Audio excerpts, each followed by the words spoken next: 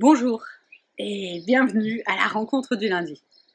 En ces temps de commémoration, j'aimerais aujourd'hui vous lire un texte qui vous raconte l'ascension de Jésus.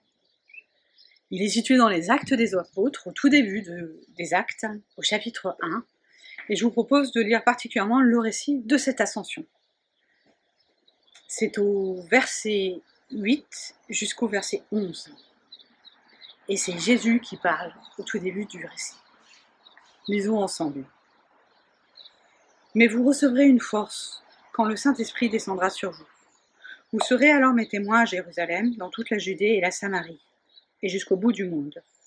À ces mots, Jésus s'éleva vers le ciel, pendant que tous le regardaient, puis un nuage le cacha à leurs yeux.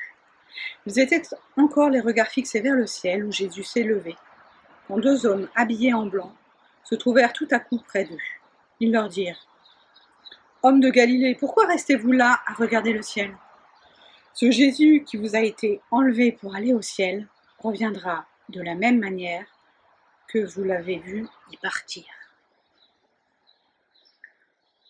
Ce récit, très visuel, nous raconte à la fois le fait que Jésus nous laisse, quitte les disciples, et précisément à cet instant-là même, qu'il ne nous laisse pas seuls.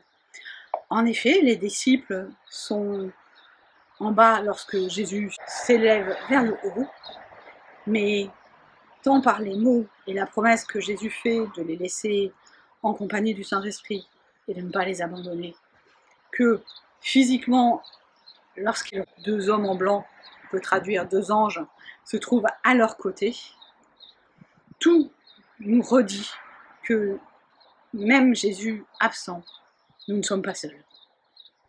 L'autre élément important de ce récit, c'est le fait que Jésus les envoie. Il envoie ses disciples à travers le monde, en Samarie, en Galilée, mais aussi aux confins du monde, annoncer la bonne nouvelle de son évangile.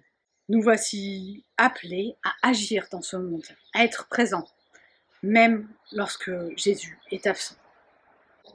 C'est du mouvement, mais c'est aussi de la joie et l'assurance de l'amour de Dieu. Prions ensemble. Merci Seigneur pour tout ce que tu fais dans nos vies, de cette annonce de Jésus qui nous redit que nous ne sommes pas seuls et que nous sommes appelés à porter cette bonne nouvelle. Garde-nous dans cette semaine et replace-nous en chemin à ta suite. Je veux te redire les mots que ton Fils nous a enseignés. Notre Père qui es aux cieux, que ton nom soit sanctifié, que ton règne vienne, que ta volonté soit faite sur la terre comme au ciel. Donne-nous aujourd'hui notre pain de ce jour.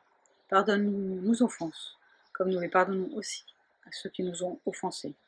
Et ne nous laisse pas entrer en tentation, mais délivre-nous du mal, car c'est à toi qu'appartiennent le règne, la puissance et la gloire, pour les siècles des siècles. Amen. Le Seigneur vous bénit et vous garde.